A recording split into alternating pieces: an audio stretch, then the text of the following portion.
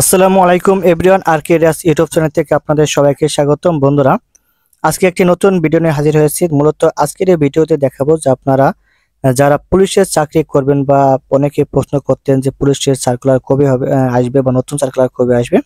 তো দেখুন, অলরেডি কিন্তু আপনার পুলিশের সার্কুলার প্রকাশিত হয়েছে। তো আজকে মূলত এই ভিডিওতে আলোচনা করব যে আপনার এই পুলিশের চাকরিতে আপনার ফাঁকা পদ কতগুলো রয়েছে। এটা হচ্ছে আপনার সাধারণত আপনার বিভাগ ভিত্তিক বা জেলা ভিত্তিক নিয়োগ দেওয়া হয়ে থাকে। তো কোন বিভাগে কতগুলো ফাঁকা পদ রয়েছে সেগুলো আপনার কিভাবে দেখতে পারবেন সে বিষয়ে আলোচনা করব, এবং আলোচনা করব যেখানে আপনার পরীক্ষা কিভাবে হবে এবং এখানে আপনার শিক্ষাগত যোগ্যতা আপনার সবাই জানেন যে এসএসসি পাস হলে কনস্টেবল আবেদন করা যায়। এখানে আপনার উচ্চতা কত, বুকের মাপ কত, কবে আবেদন শুরু কবে আবেদন শেষ, এ টু জেড সমস্ত বিষয় এই ভিডিওতে আলোচনা করব। তো বন্ধুরা, এই বিস্তারিত আলোচনা শুরু করার আগে আপনি যদি আমার চ্যানেলে নতুন হয়ে থাকেন চ্যানেলটি অবশ্যই সাবস্ক্রাইব করে রাখবেন যাতে পরবর্তী ভিডিও আপনি খুব সহজে পেতে পারেন। তো চলুন ভিডিওটি শুরু করা যাক। দেখুন, প্রথমে আসি, আপনারা দেখছেন এই ডেট মূলত আজকে প্রকাশিত হয়েছে যে আপনার এই সার্কুলারটি, যে আপনি দেখুন কনস্টেবল পদে যে নিয়োগ 2025, এখানে আপনার কি লেখা আছে। এখানে লেখা আছে দেখুন যে অনলাইনে আবেদন শুরু 1 জুলাই 2025 এবং শেষ 24 জুলাই 2025। তো দেখুন আপনারা এই 1 তারিখ থেকে আবেদন শুরু হবে এবং এই 1 তারিখ থেকে আবেদন শুরু হবে এবং আবেদন শেষ হবে হচ্ছে আপনার 24 জুলাই 2025 তারিখ পর্যন্ত। এখানে কিন্তু আপনারা দেখুন নারী এবং পুরুষ এখানে উভয় আবেদন করতে পারবেন। আপনার পদ সংখ্যা সারা বাংলাদেশে প্রচুর পরিমাণে পদ সংখ্যা আছে বা প্রচুর পরিমাণে লোকজন নেওয়া হয়ে থাকবে, এবং এটা মূলত লোকজন নেওয়া হয়ে থাকে আপনার প্রত্যেকটা জেলার উপর ভিত্তি করে, যে ওই জেলায় কতগুলো পদ ফাঁকা রয়েছে তার উপর ভিত্তি করে, এবং জেলা ভিত্তিক তারা একটা অনুপাত করে সেই অনুপাতে নিয়োগ দেওয়া হয়ে থাকে। তো দেখুন এখানে আপনার কতগুলো পদ আপনার ফাঁকা রয়েছে আমি আপনাদেরকে দেখাচ্ছি। তার আগে দেখি যে আপনার এখানে যোগ্যতা কি এবং আপনার উচ্চতা, বুকের মাপ এবং ওজন শক্তি, দৃষ্টিশক্তি কেমন কি হতে হবে সে বিষয়ে আলোচনা করি। দেখুন এখানে আপনার প্রার্থীর যোগ্যতা হচ্ছে আপনার 18 থেকে 20 বছর আপনার বয়স সীমা যে নির্ধারণ করে দেওয়া আছে। এই যে 18 থেকে 20 বছরের ভিতর যারা আছে তারাই শুধু এখানে আবেদন করতে পারবেন, এর বাইরে কিন্তু কেউ আবেদন করতে পারবেন না।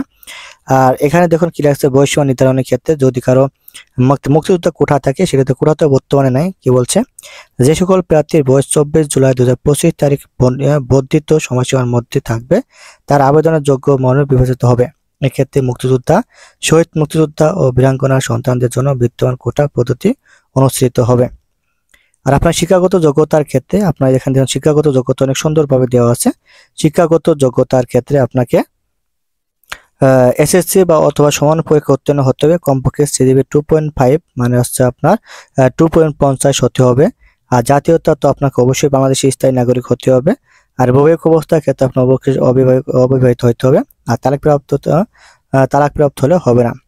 আর আপনার হচ্ছে শারীরিক মাপ। দেখুন শারীরিক মাপের ক্ষেত্রে আপনার এখানে দুইটা ধরনের শারীরিক মাপ হতে পারে, একটা হচ্ছে পুরুষ প্রার্থীর ক্ষেত্রে, একটা হচ্ছে মহিলা প্রার্থীর ক্ষেত্রে। পুরুষ প্রার্থীর ক্ষেত্রে আপনার উচ্চতা হচ্ছে মেধা কোটা প্রার্থীর ক্ষেত্রে, মানে যারা মেধায় চাকরি নেবেন তাদের উচ্চতা হচ্ছে মেধা কোটা প্রার্থীর ক্ষেত্রে 5 ফুট 6 ইঞ্চি, মুক্তিযোদ্ধা, শহীদ মুক্তিযোদ্ধা ও বীরাঙ্গনা সন্তানদের এবং ক্ষুদ্র নিগোষ্ঠী কোটা প্রার্থীর ক্ষেত্রে 5 ফুট 4 ইঞ্চি। শারীরিক প্রতিবন্ধী ও তৃতীয় লিঙ্গের কোটা প্রার্থীর ক্ষেত্রে বিধি অনুসৃত হইবে। এরপরে হচ্ছে আপনার নারী প্রার্থীদের ক্ষেত্রে, যারা আপনার নারী প্রার্থী আছে সেক্ষেত্রে তাদের হচ্ছে মেধা কোটা ভিত্তিতে 5 ফুট 4 ইঞ্চি, মুক্তিযোদ্ধা, শহীদ মুক্তিযোদ্ধা, বীরাঙ্গনা সন্তানদের এবং ক্ষুদ্র নিগোষ্ঠীর প্রার্থীর ক্ষেত্রে 5 ফুট 2 ইঞ্চি। শারীরিক প্রতিবন্ধী ও তৃতীয় লিঙ্গের কোটা প্রার্থীর ক্ষেত্রে বিধি অনুসৃত হইবে। এরপরে হচ্ছে আপনার বুকের মাপ। আপনাকে বুকের মাপ থাকতে হবে যে আপনার যারা মেধা কোটা ক্ষুদ্র নিগোষ্ঠী বা প্রার্থীর ক্ষেত্রে স্বাভাবিক অবস্থায় 31 ইঞ্চি এবং সম্প্রসারিত অবস্থায় 33 ইঞ্চি। আর হচ্ছে মুক্তিযোদ্ধা, শহীদ মুক্তিযোদ্ধা ও বীরাঙ্গনা সন্তানদের কোটার প্রার্থীর ক্ষেত্রে স্বাভাবিক অবস্থায় 30 ইঞ্চি এবং সম্প্রসারিত অবস্থায় 31 ইঞ্চি হতে হবে। ওজন হচ্ছে আপনার পুরুষ উচ্চতার সাথে ওজন অনুমোদিত পরিমাপ হতে হবে। আর আপনার দৃষ্টিশক্তি অবশ্যই 6/6 হতে হবে। যদি আপনার দৃষ্টিশক্তি এর থেকে কম থাকে বা বেশি থাকে, মানে কম থাকে, তাহলে কিন্তু আপনি এখানে উত্তীর্ণ হতে পারবেন না বা আপনি চোখের সমস্যার জন্য বাদ পড়বেন। তো বন্ধুরা, আপনারা দেখতেই পাচ্ছেন যে আপনারা এখানে যে কবে কারা আবেদন করতে পারবেন, শারীরিক যোগ্যতা কি, আপনার শারীরিক যোগ্যতা থেকে কি লাগবে, শিক্ষাগত যোগ্যতা কি লাগবে, কবে আবেদন শুরু হবে, কবে আবেদন শেষ হবে, সবকিছু আপনাদেরকে ভিডিওর মাধ্যমে জানানো হলো। এবং আপনাদেরকে যদি কারো কোনো প্রশ্ন থাকে কোনো বিষয়ে, সে বিষয়ে আমি আপনাদেরকে প্রশ্ন আপনার কমেন্ট বক্সে জানাবেন, আমি আপনাদের উত্তর করার চেষ্টা করব। আর হচ্ছে যে আপনারা যারা প্রার্থী মানে কোথায় কতগুলো পদ ফাঁকা রয়েছে সেই পদে আপনার জানতে চান, তাহলে আপনারা পুলিশের যে আপনার একটা ওয়েবসাইট আছে, ওয়েবসাইটে ঢুকলে আপনি ওখানে ফাঁকা পদের সংখ্যা পেয়ে যাবেন। আপনার সেই ওয়েবসাইট থেকে আর কি দেখতে নিতে পারবেন যে কোন জেলায় কতগুলো ফাঁকা পদ রয়েছে। যদি আপনারা চান তাহলে কোন জেলায় কতগুলো ফাঁকা পদ রয়েছে সে বিষয়ে আমি একটি ভিডিও করব, আপনারা আমার চ্যানেলটিতে চোখ রাখুন। দেখুন এখানে কিন্তু পরীক্ষার তারিখ অলরেডি ঘোষণা করে দেওয়া আছে, যে জেলার নাম, যে আপনার কোন কোন জেলা পরীক্ষা কোথায় কোথায় মানে কবে হবে। এখন আপনার পরীক্ষার তারিখ কিন্তু এই যে নির্দিষ্ট করে বলা আছে। আপনারা এই যে তারিখ, এই তারিখের ভিতর আপনার এখানে এসে অবশ্যই উপস্থিত হবেন এবং পরীক্ষা দেবেন। তো আমি কোন তারিখে আপনার মানে এখানে দেখুন অনেকগুলো জেলার নাম দেওয়া আছে।